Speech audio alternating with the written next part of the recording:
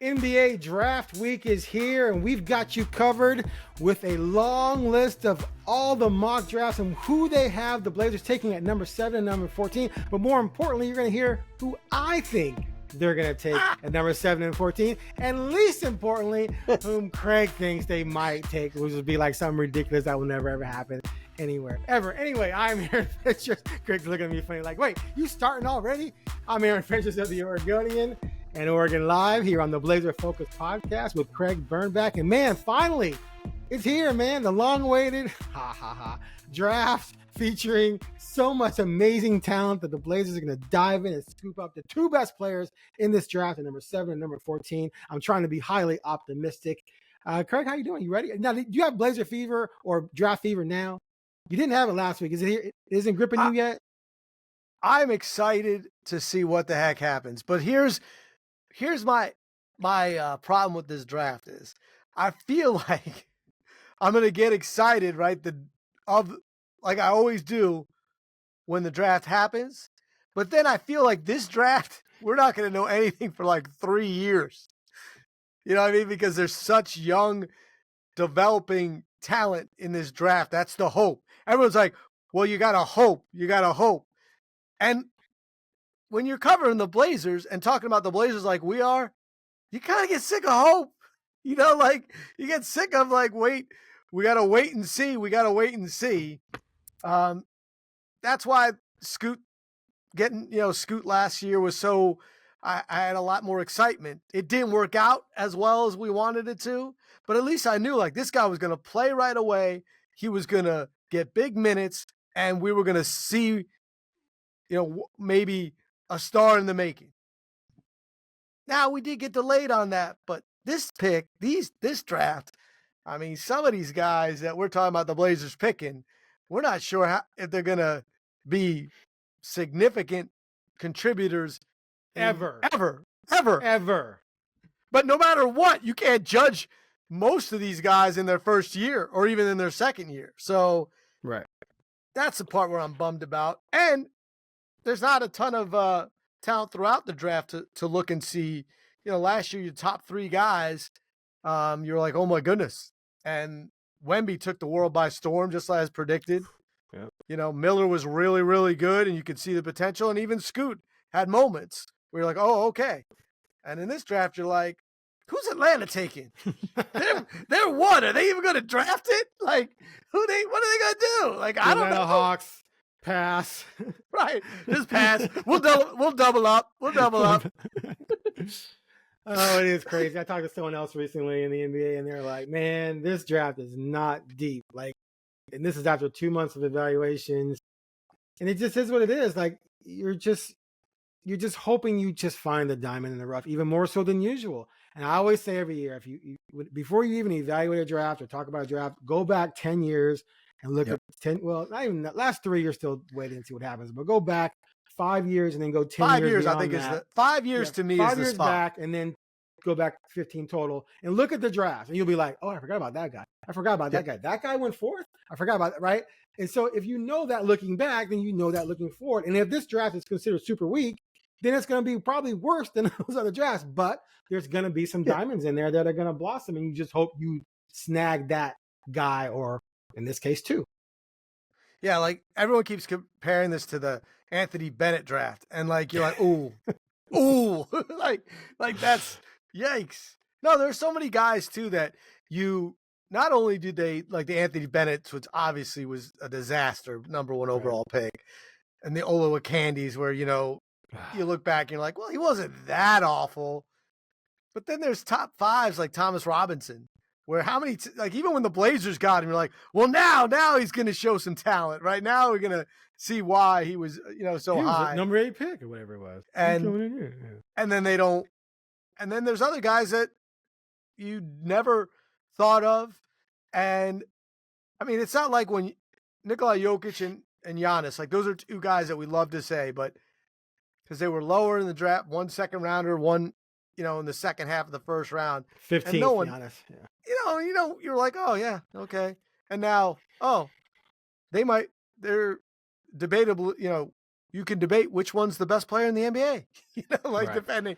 And that's That's what you're hoping for, right? That there's some kind of debate, or even, other guys that just contribute, and the Jalen Brunsons in the world, right? Like, it took a little bit, but there's a guy that slipped down because of size, because no one kind of believed him, and now he's an all NBA type player. So the Blazers have not had a ton of luck with that.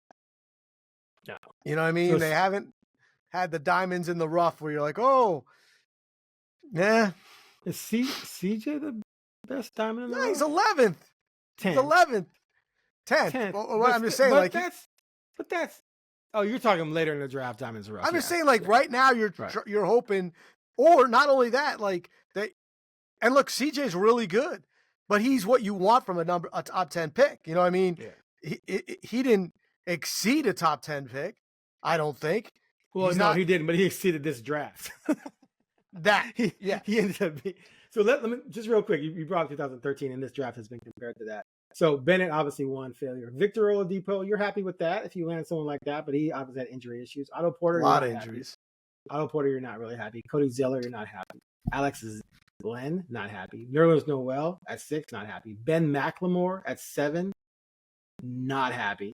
Caldwell Pope, the problem is you probably won't keep him. He's going to bounce around the league and be a good player wherever he goes. But at least he's a good NBA player. Exactly. So if you landed someone like that, he's a rotational guy who can start for you, play some defense. I think you're satisfied out of this draft. Trey Burke, he was decent for a while, then kind of fell off a little right? bit. But CJ obviously nice. Michael Carter Williams won Rookie of the Year, 11th pick, and then just completely disappeared. Arguably one of the worst Rookie of the Years ever. Steven Adams, I think you're happy with that. See, like if Eddie or Klingon turns out to be, Klingon's more skilled than both those guys, but if Steven Adams, if you get someone like that out of Eddie, I think but Steven Adams is not a number 1 overall pick, even with his resume. No, but he's a first round pick. I know, but that's what I'm saying. We're talking about number 1 overall pick in this draft is Klingon, right? Like now I get you if the Blazers get him at 7, absolutely. Which is what I hope. I get you. I'm just saying what we're talking about. Like, no, I'm just saying if you get a center of that caliber at 14, he went 12. I think you'd walk away like if they got Steven Adams and a good young forward, I think you're pretty happy with that. And then Kelly Olynyk, you're not really happy with that. Shabazz Muhammad, nope, at 14. And then you are ecstatic if you get someone like Giannis at 15. But that is literally blindly spinning around and throwing a dart at a dartboard. But that's what I'm saying. That's what you're hoping for. And the Blazers just haven't had that second round pick that's, you have these flashes like Aaron Crabb, oh my gosh. And then no. Like there's been a few guys that you've hoped that would step in. And this last year, there's like 6 of them on the team that they still hope will be low first rounds or second round picks that end up being starters or contributors. But other teams have gotten that. I mean, the Warriors, became a dominant team with Clay that was kind of slipped down and Green, who's a second round pick. And that dynasty exists. Now, of course, it exists also because they won a title with Kevin Durant, right? So that hurts. Right. And Steph Curry, that is a guy that there were a lot of questions about, and he ended up exceeding everything. The Blazers' top picks have been not terrible. Obviously, Greg Oden is a disaster. You can't. But, I mean, and Brandon Roy didn't last long. But LaMarcus, Brandon Roy, Lillard, CJ, those guys where they were picked in the lottery, they ended up being really good. They just haven't, you haven't stolen like those picks at the bottom. Like Nolan Jones didn't end up being a great pick, like at the end of the first round. The Jake Layman, 6 games as a starter thing. He didn't end up being a consistent, really good player. Now, Pat Covington has been really good. He just blossomed for the Bucks. And was okay with the Blazers, but they need luck. They need a little luck right now. A little bit of we picked that guy and look at that. He's Giannis. Changes everything. Okay, so for the Oregonian, OregonLive, I did a mock draft roundup where I went to 10 of the more reputable mock drafts and I entered in whom they had the Blazers taking at 7 and 14. And then also Bill Orm, our columnist, and myself did the same thing. on our own. So we're going to run through these, and then we're going to also have Craig give us his 2, even though his 2 sounds like it's going to be like 19. Anyway, all right. So myself and Bill and I were similar. So myself, a lot of people have Klingon falling to 7. They need a forward more than anything. But if this guy falls, I'm with you. You take him. You take him. And because I think of the young forwards who have upside, he is ahead of them and has upside and is more proven. And DeAndre Ayton, man, we don't know if he's going to be here in 2 years or not. And so, best player available. If that's the best player available, go center. The only position I really just am against them taking is like a small guard. Even if they take a 6'5" guard who can maybe play some 3, like I guess I'm okay with that. But forward and center for me. So I've got Klingon, but if he's not there, then the small forward that I'm most enamored with, the young group, is Tidjane, who's 6'9", athletic, can play defense already, has a good-looking shot, but still developing. He's only 18. He just oozes upside, right? He's the kind of guy where you think, man, 2 or 3 years, this guy could be it. Like almost like Shaden in a way. When they took Shaden only played AAU in high school. This kid's out of France, so I like him there. And then at 14, I come back. If I've taken Tidjane, then I'm looking at Edie.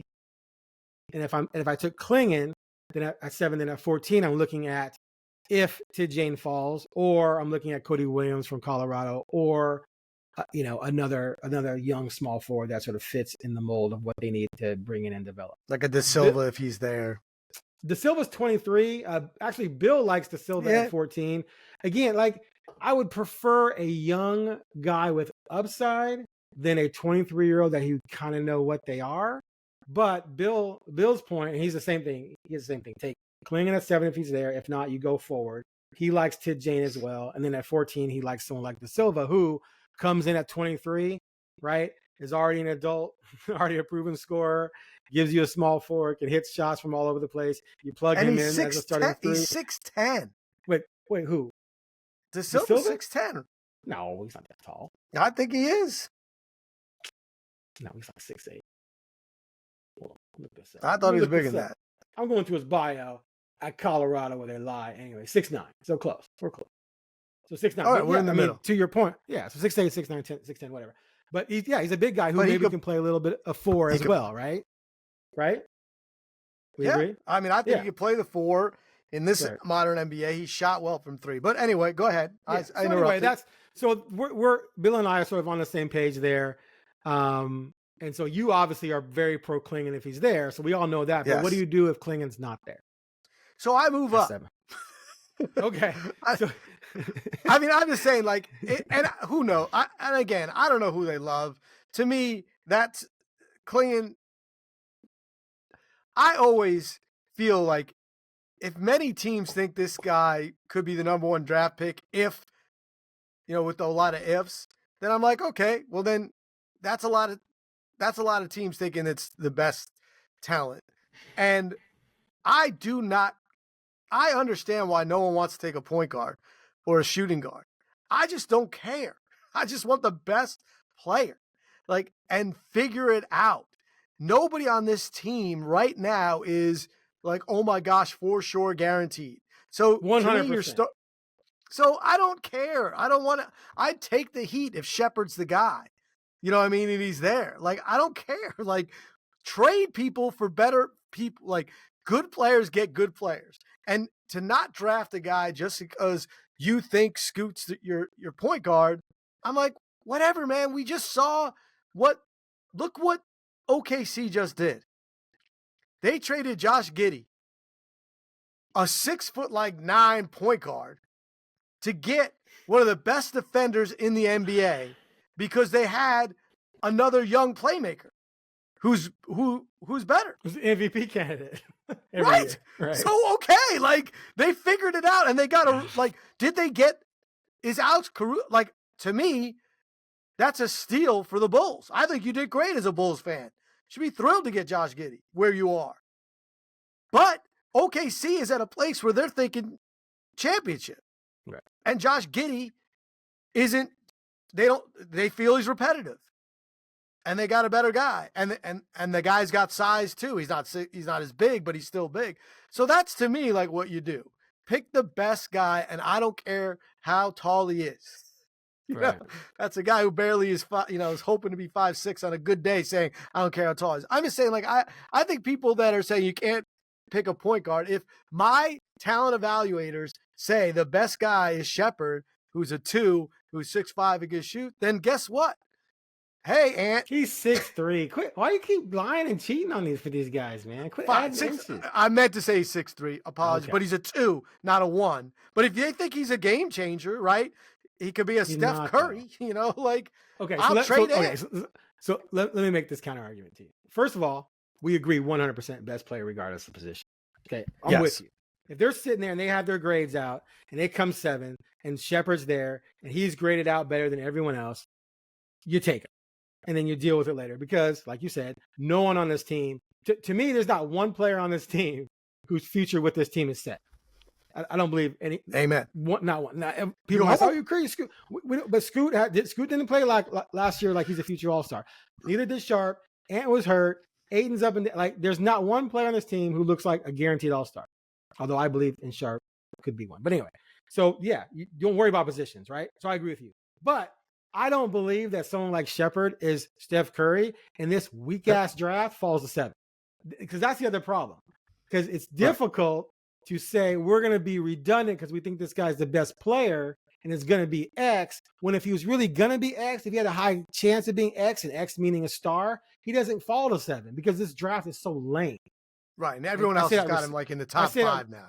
I said it respectfully. So I would just be curious and I would ask, like if they drafted him, I would ask how far ahead was this guy to these other 6 guys you could have gotten who are more of a greater need and make Cronin, answer that question. So I agree with you, best player available, but man, if you walk away, one mock draft had him walking away with McCain and Shepherd. And I was like, man, my original line was if that happens, relegate the Blazers to the Big Sky. Yeah, you can't relegate them to the Pac-12 anymore. It doesn't work. It doesn't work. We got our closest conference of teams that are in close to our region. Yeah, right? Just the Blazers don't. If the Blazers draft 2 6'3" guards, then we just gotta lock it all down. Okay, so you're saying you're targeting Klingon at 7, but then what do you like at 14? And again, now if just so you know, like if Klingon doesn't go 7, and then if he goes ahead, other guys draft. I really like Castle from UConn. I like UConn guys in this draft, and obviously I saw him the most. But I like, he's a guy that is a playmaker, and obviously he's too small. He's mostly a guard, but he's a big guard at least. Wait, who? I am Stephen Castle. You don't like him. You never remember him. He's like 6'6". He scored 15 in the Final Four. You never like him. Look at every mock draft above the Blazers. He's he's supposed to. You have him. Okay, I asked you who you like the 14. I'm just saying if Klingon drops, then Klingon goes ahead of the Blazers. People got to drop at some point. So you're saying if Klingon doesn't drop, then you hoping Castle drops. Right. Yes. Okay. That's what I'm saying. Sorry. I asked you about 14. Oh yeah. He's not gonna make it to 14. Okay. That's why I was so confused. I'm like, wait a minute. I thought this guy was higher than that. Look, I like I think that forward, you can't at 14. The odds are you're not gonna have 2. If you've taken small, there's not going to be another small that's above one of the forwards in here. So I like Odie Williams in Colorado if he drops, which he probably won't get to 14, but you might take him at 7. But again, I like the guys that I've seen. Now, Tid Jane, your guy, if he's there, I totally get that. 19 years old, played professionally, has an upside. I'm okay with that. You'd really like the Ron Holland. People like Ron Holland a lot. I feel like it's going to be like all these, the Walters, the Hollands, the Tid Janes. They're all, one of them is going to be there. Zach Edey, he scares the bejesus out of me. Like, yeah, he does. I feel like either he's going to be the guy that I was like, people were scared to take him. They shouldn't have, because look at what he's doing, because he's kind of he's doing something no one else is. People talk about him in workouts just being unstoppable. And you're like, yeah, well, he was unstoppable for 3 solid years in college. No one could stop him. But he is not. You can't run your normal stuff with that guy, defensively especially, because he just can't get up and down the court. He can't guard athletic people. So if you're going to play him significant minutes, that's going to be a lot of changes. I do not want the I'm not a for the Blazers. I don't think he's the right guy. Who in the league is even like him? Is he Steven Adams with better offense? I don't think so, man. I think Steven Adams is way more athletic. I mean, we got to watch a lot of Edey. He is slow. He is methodical.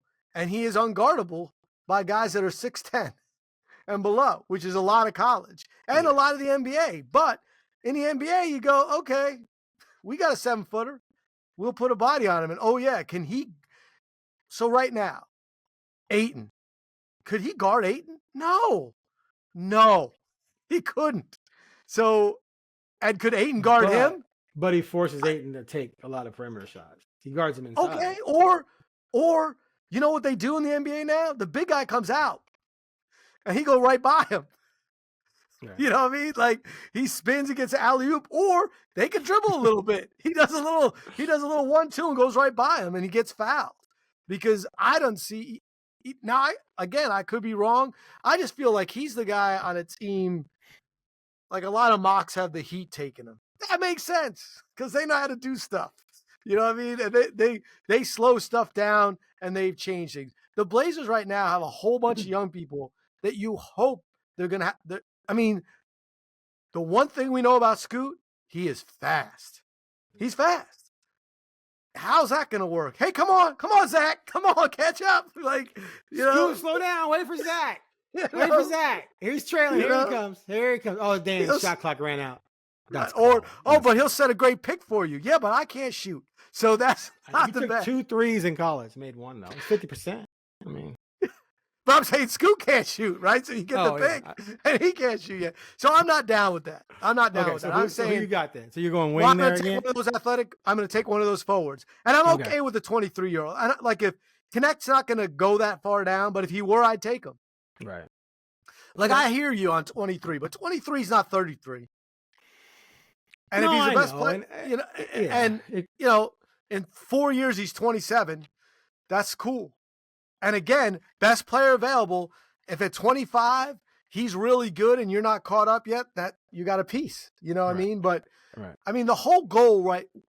Your master plan has been find that 27-year-old forward that's, takes you to another level. Well, mate, if you draft a 23-year-old, that's in line, right? But here's the problem. But here's the problem. At 23, he's got 4 years over the 18, 19-year-olds, right? And so at 23, if he's only in this week draft, he's only the 14th pick, then he maybe already hit his head against the ceiling. And so you can't expect him to necessarily get that much better, because if he's going to be an all-star, he has that kind of ceiling or close to it, then why isn't he going higher in this draft? That's my problem. So that's why at 14, I'm going to err on maybe the more, because his athleticism is not considered elite. So maybe I err on the more athletic guy and then hope I can develop his offense. And then boom, I have a much better player in 4 years than the guy I'm taking right now at 23, who fell to 14 in this draft. Yeah, I hear you, but a lot of Villanova guys are really good. And they stayed long. You know what I mean? Like, you look in Jalen Brunson, I mean, he was 22 or probably 21 when he came in the league, and now he is where he is, right? So I'm just saying 23 doesn't mean you can't be an all-star if you're drafted 23, and you can't elevate. It doesn't. And it also means your odds of being a huge bust are less. So I get what you're saying. Roll the dice, play the lottery. The Blazers are in the hope business. And when you draft 18-year-olds and hope, there's a chance for the Giannis, right? You're looking for the Giannis factor. And I get that, and I'm not mad at you. I'm just saying, like, with your second first-round draft pick, it also depends on what you've done, right? I'm not going to just say, oh, he's 23, he's too old, if he is a guy that you think can be a starting NBA player. Right. You know, I'm with you. And I don't know. I mean, there's so many 18-year-olds that are busts that we forget about because you're like, oh, they never actually even made it. You know, they never even got there. So you don't, it's not hurtful. But then there are guys that, you know, come over from international players that we just don't get to see. And they're Luka, you know, they're Giannis. And so I get that we're more, I mean, guys that I saw, I'm more biased from, right? I know that they can play a little bit. But that's why, you know, the NBA, the international game has changed college so much. Like we used to say it was like 90% college players and like 10% maybe international that you hadn't seen.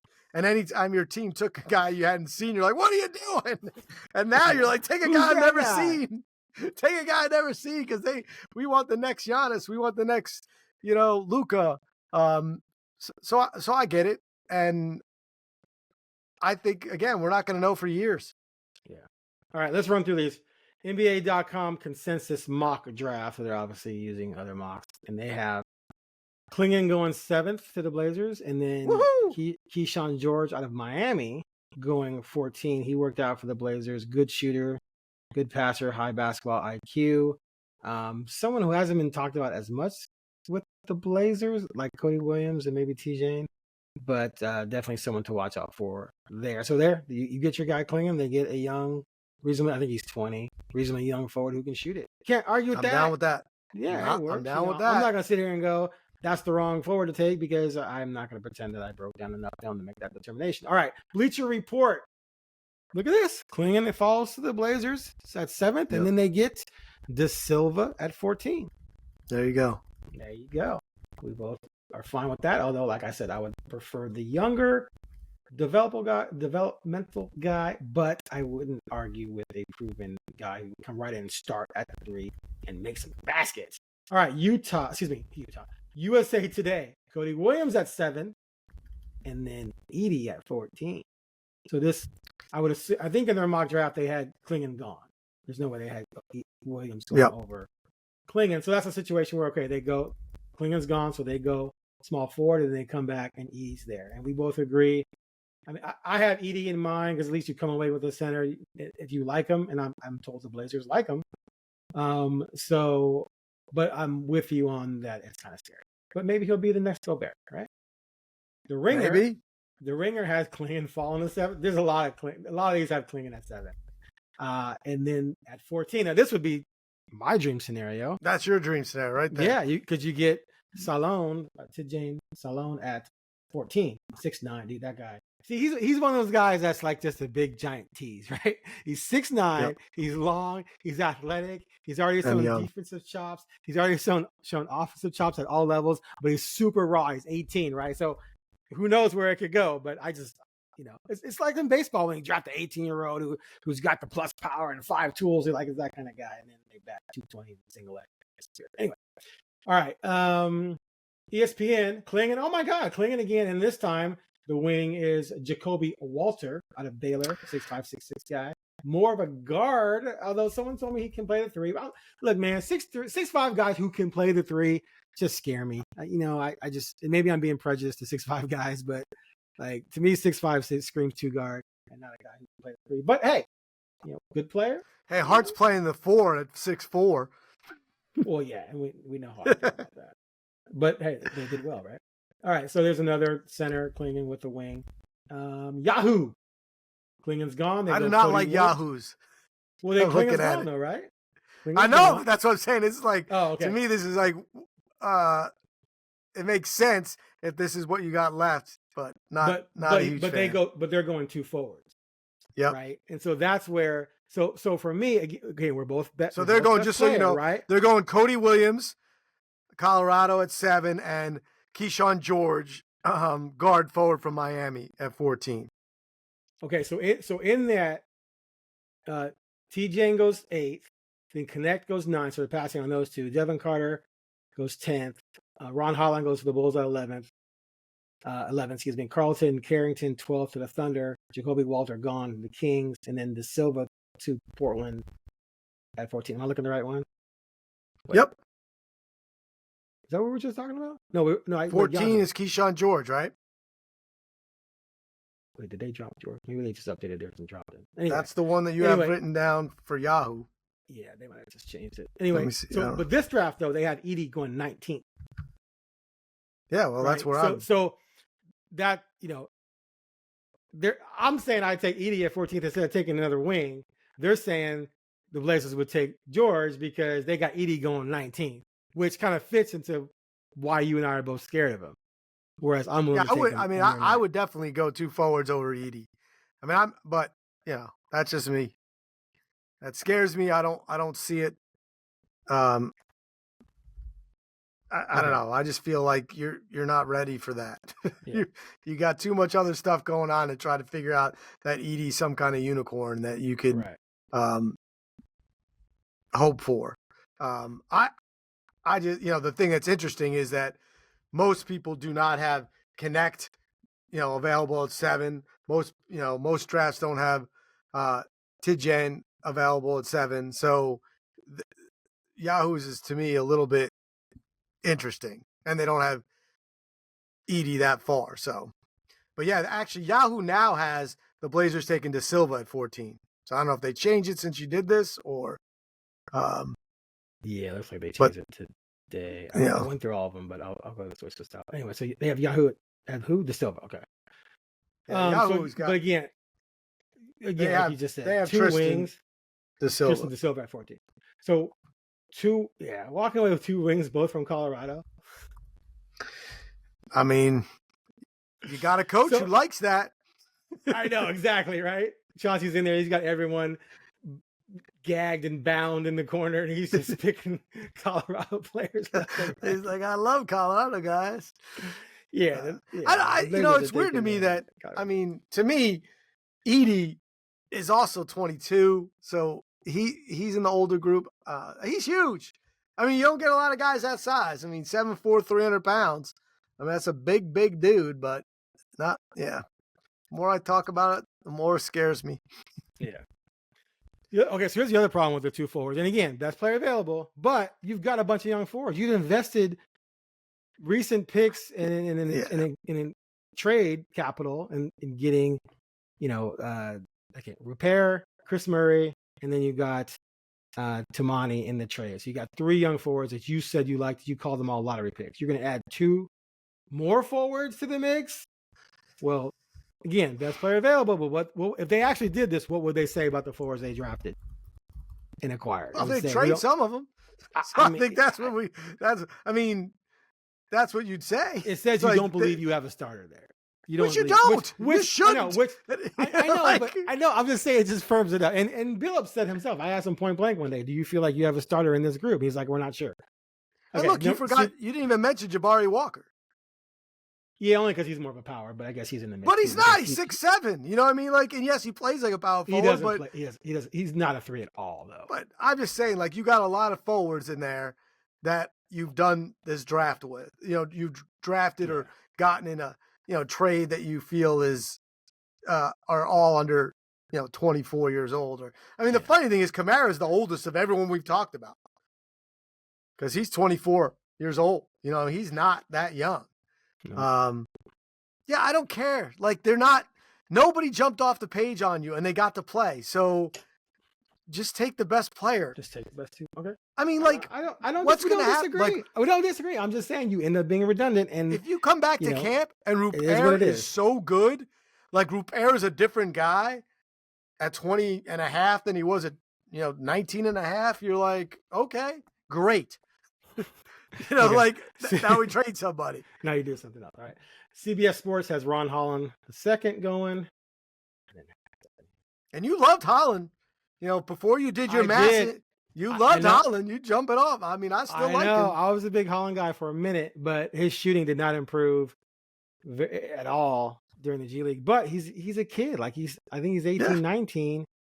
And I just started to like these other guys better as I looked more into it. And then they have number 14, Jared McCain, 6'3". Again, best player available. Dude can shoot it. Take him. 6'3" guard. To me, who can't play the point doesn't. I mean, I don't know.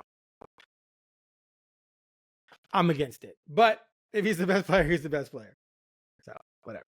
Hoops Yeah, I hype. mean, at 14, 14 to me, like, I hear you. The guy under 6'4" is gonna have to really jump out and crush you.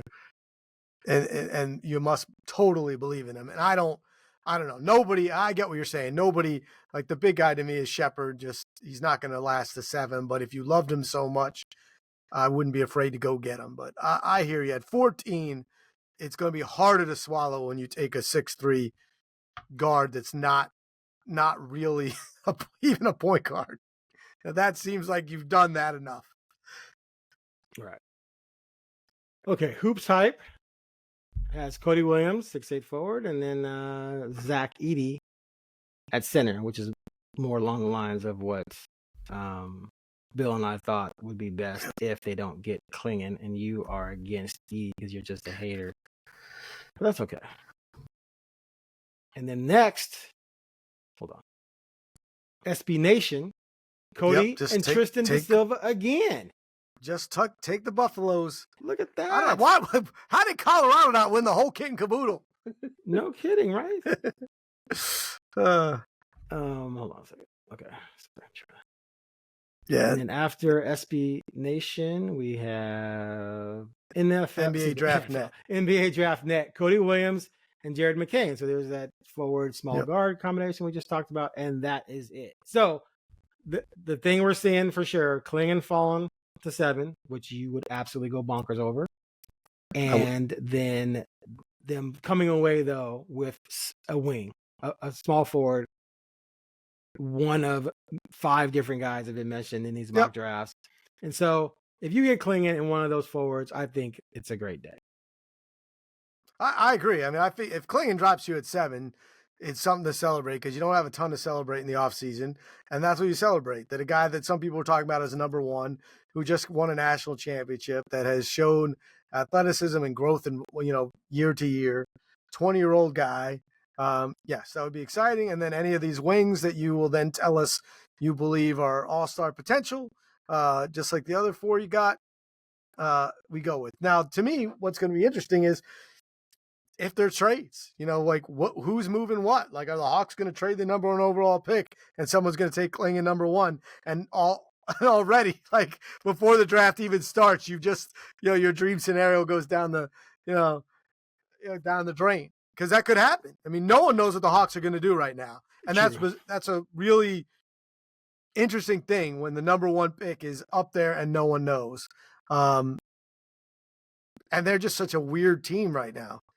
In one moment, they're drafting number 1 overall. The next moment, they're trading their most dynamic player instead, and Trae Young. I mean, there's rumors everywhere. He's going to be a Bull. 10 minutes later, they're going to build around him. So I think it'll be interesting to see. There's going to be a team that loves a player in that top 5 and is going to move up probably, and that'll disrupt the whole thing. And I think the Blazers could be that team. I think the Blazers could be a team that decide they really love this one guy and they're going to do something to get there. So they have 4 picks. Yep. 2 in the first, 2 in the second. And Cronin talked about how this is the type of draft that lends itself to a lot of possibility. And one of those is moving up and one's moving down. Like, if it all comes down to whom they covet and whom they don't. And if they're looking at this board and going, man, this draft is weak, but dude, that guy right there, we think that guy is the diamond in the rough. And he probably isn't going to get past 5. You call up people at 5 and 4, right? You say, hey, do you want, and you see what it takes to move up. And if you're not in love with this draft, why do you care about pick 14? You don't.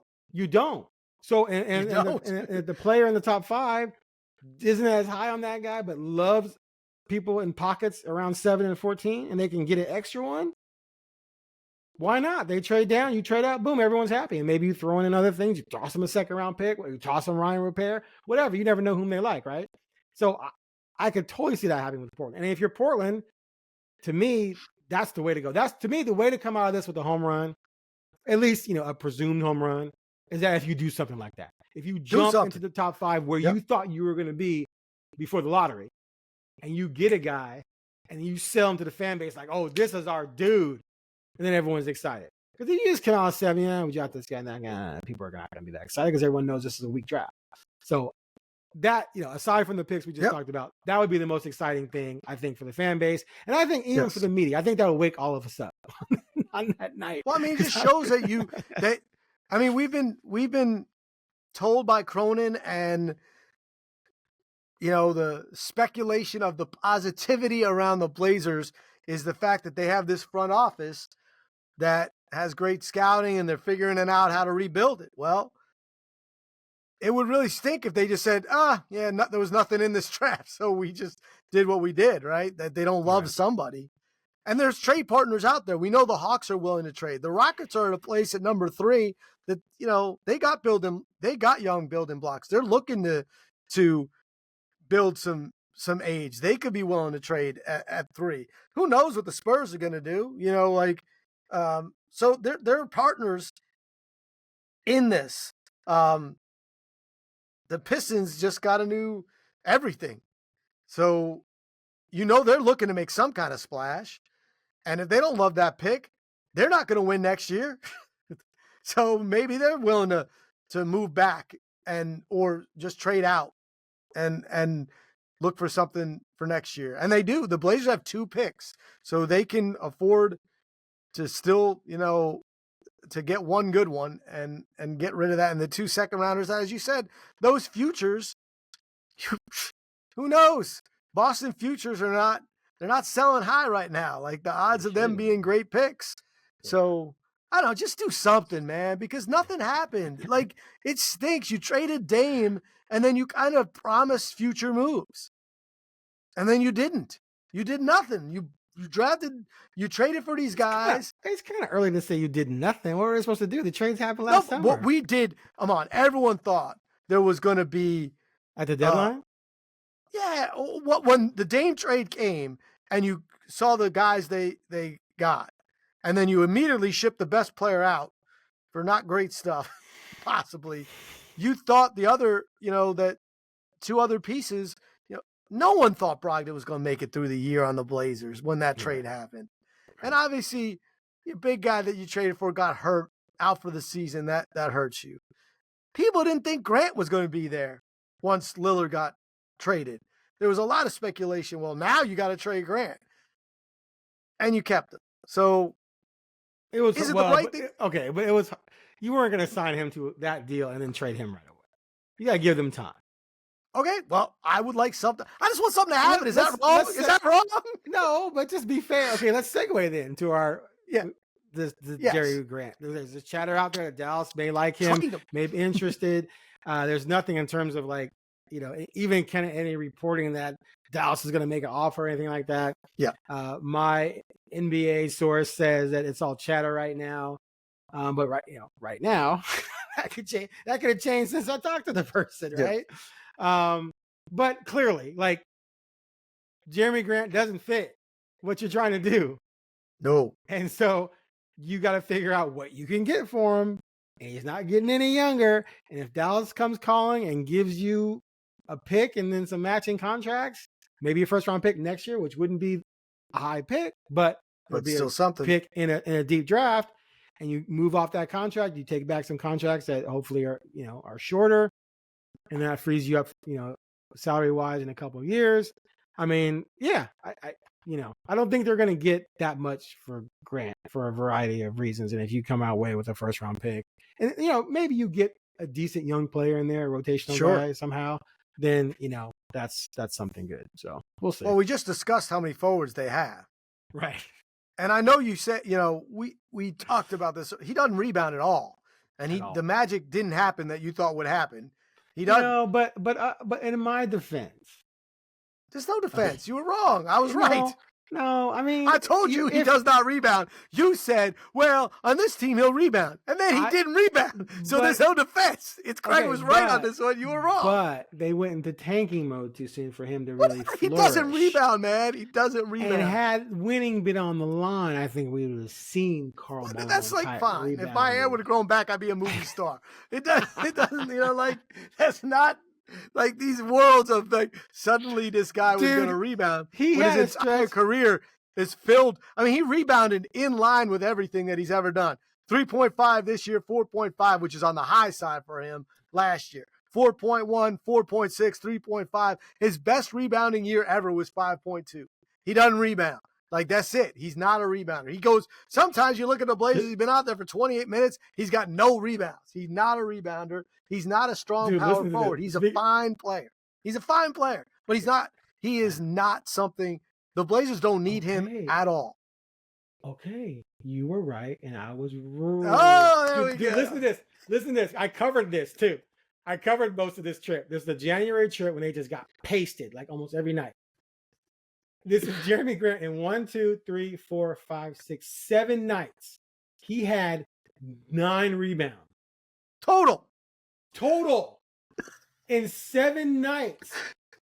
And that was while playing. I mean, he was playing over, a 42-minute night, a 30-minute night. He did have a 19-minute night, 25-minute night. But dude, he had the 0 at Minnesota. Like, he didn't go anywhere near the rim. And by the way, that's just incredible. There are a lot of offensive rebound possibilities with this team. Oh, yeah. They're clanking bricks all over the place. So during that stretch, he had 0. Bro, he had 0. Okay. We have to go back one more game before that. It's an 8-game or 9. Wait, is that 9 games? 8-game stretch. 0 offensive boards. Yes. For a team that's one of the worst shooting teams in the NBA. That's you not at all going anywhere near the basket. Yeah, it's just not his thing. And defensively, this team is not ready to care. Like about a 30-year-old who could play defense. Like it's just not. I mean, Dallas was interesting. Like I was, Tim Hardaway Jr. didn't play at all, towards the end. A guy that had been part of the rotation and at a forward position. Jeremy Grant is a nice addition to a team on the cusp. He could score a little. He could do a little bit of everything but rebound. He's a good teammate. Everyone likes him. But the Blazers have no business having Jeremy Grant on this team. And all he is a vehicle to get something else. That's it. 100%. So, we'll see what happens there. What is the most you can get? I don't know. But take what you can and get rid of the contract. Like, anything is better than nothing. And right now, Jeremy Grant doesn't provide anything on this team because the goal is not to win. 100%. Okay. Speaking of winning, the Blazers probably hope that new coaching additions Nate Bjorkson and Chris Fleming will help them win in the future. They are hired to the staff. They replace Chauncey Billups' brother, Rodney Billups, and Scotty Brooks is gone. Bjorkson, who has head coaching experience, 1 year with the Pacers, went 34-38 and was fired. He also was on the Raptors that won the title 2018-19. He will be the lead assistant. And then Chris Fleming has been credited by many for helping with the development of the Chicago Bulls' Kobe White. He's been there for the last 5 years. Kobe White blew up this past season, and now looks like he's, a borderline, not all-star, but like just a legitimate impact threat. And he will help out a lot with Scoot Henderson moving forward. So, that's all.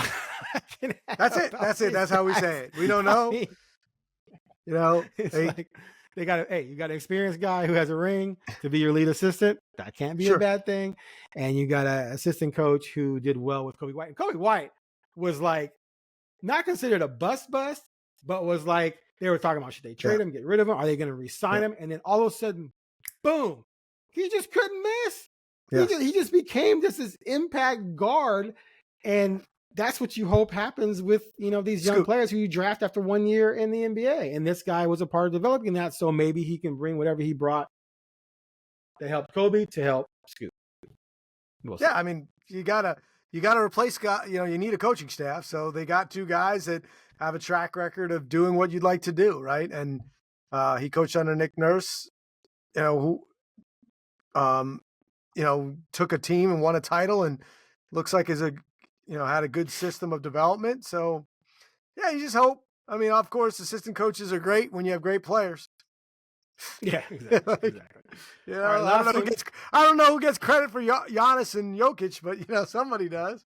But we know how important, when you cover the team on a daily basis, you know how important assistants are. But you also know how replaceable they are.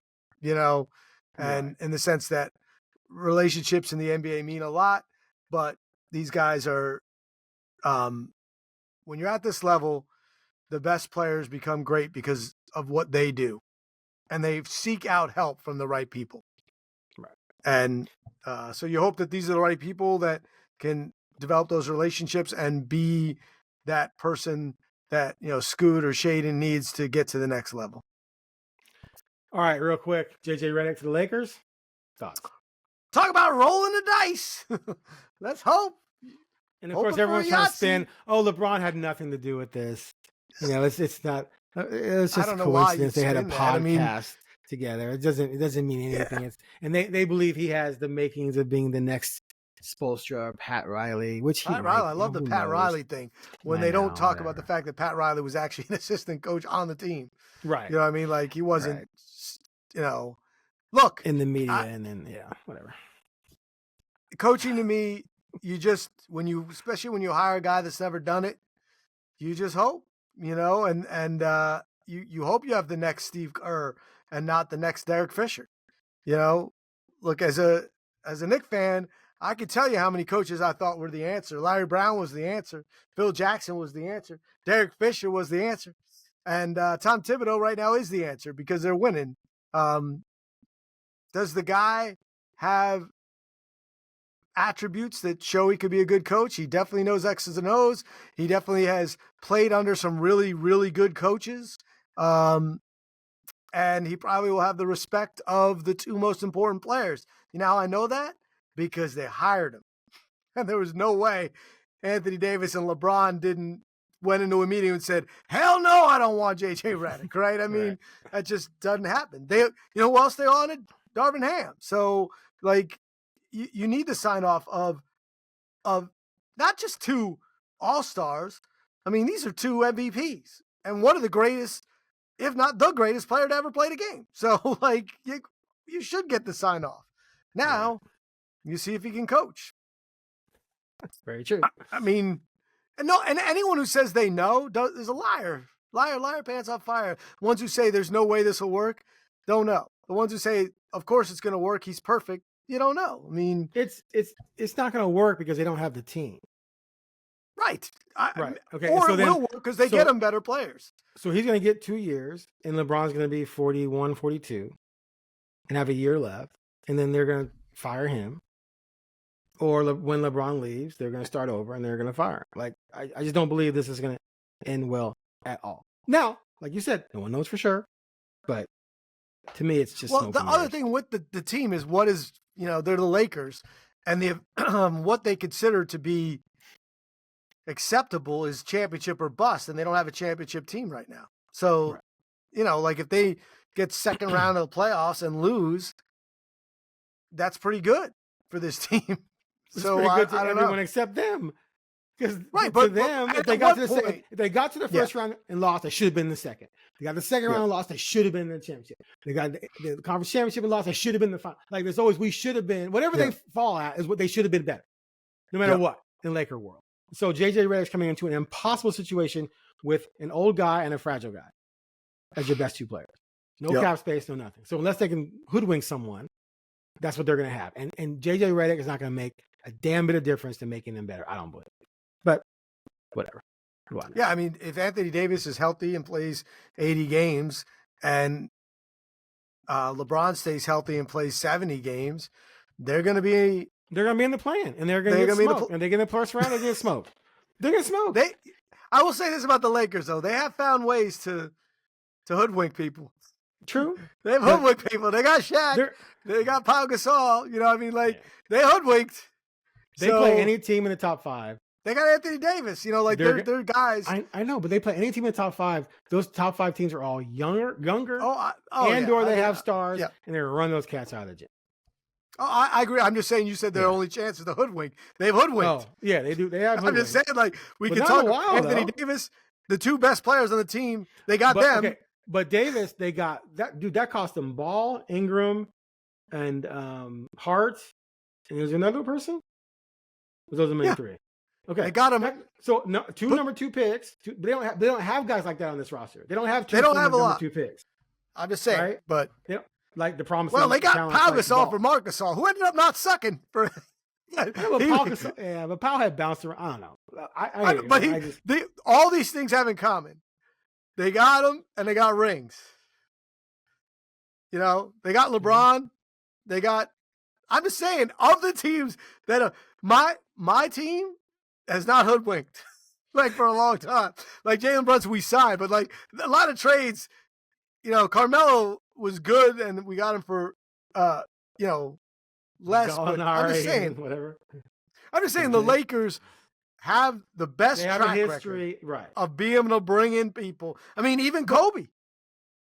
But they have a good track record of bringing in 2 guys, but not when they have 2 bringing in a third. That's going to really put them over the top. I just don't think they're anyway. I don't think they're going to be able to pull it off. Pau Gasol was a third. No, he was the best player second best player on the team when they got him. They didn't. Who was their number 2 player when they got him? Yeah, I guess Shaq was gone at that. Shaq was gone. Yeah. So they had enough assets to go get Gasol to be the number 2, but then after that it was lesser guys. Anyway, we'll see. I don't look. I'm not a Laker hater. I think it's ridiculous. So like I think when and I'm not a LeBron hater. You know, I think I like it when LeBron's good if my teams aren't. Look, here's what it is. It's more interesting to hire JJ Redick, for the Lakers and for me as a basketball fan than to think about, bringing in, for instance, Atkinson, Cavs. Like, I don't care. Like, right. He's been a coach. He's been pretty good. He's been fired. That's not interesting to me. JJ Redick to the Lakers is interesting. Now, as a Duke, I don't call myself a Duke hater anymore. I just say a Duke not liker. It's not like I'm a huge JJ Redick fan, like. All right. Well, we're going to follow that next season because it might be more interesting to talk about than where the Blazers end up. All right. Thanks for listening to the Blazer Focus podcast. We'll be back after the draft to break down how I was right and Craig was wrong. No matter what happens, I will spin it that way. Thanks for listening, and we'll catch you later.